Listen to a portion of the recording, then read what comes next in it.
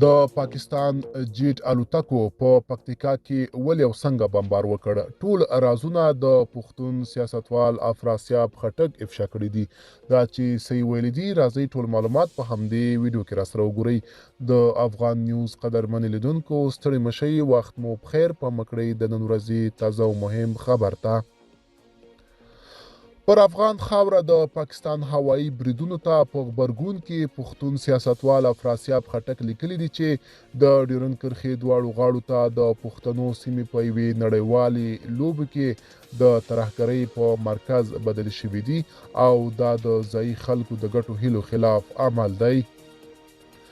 نوموړی وایي د ډیورنډ کرښې دواړو غاړو ته وروستی تاوتریخوالی د همدې لوی لوبې یوه برخه ده چې لوی قدرتونه او د هغو ځایي ملګرو پکې ښکیل دي.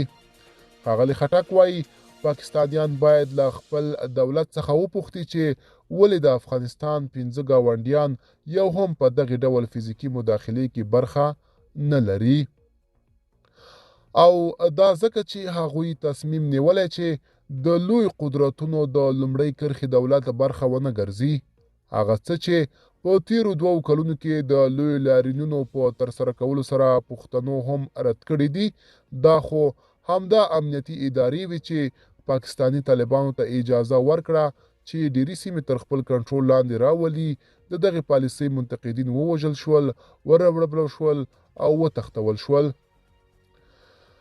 د ښاغلي خټک په وینا په روښانه ډول له دې لیوني سیاست څخه وتل د ژغورنې یوازینۍ لاره ده. ملګرو، دا به زموږ چمتو شوی ویډیو. که تاسو هم د دې ویډیو په اړه څه نظر لرئ، په کومنټ کې راسره ولیکئ. د لا ښکلو ویډیوګانو لپاره موږ سره پاتې شئ. تر بیا ښه وخت، ښې چارې.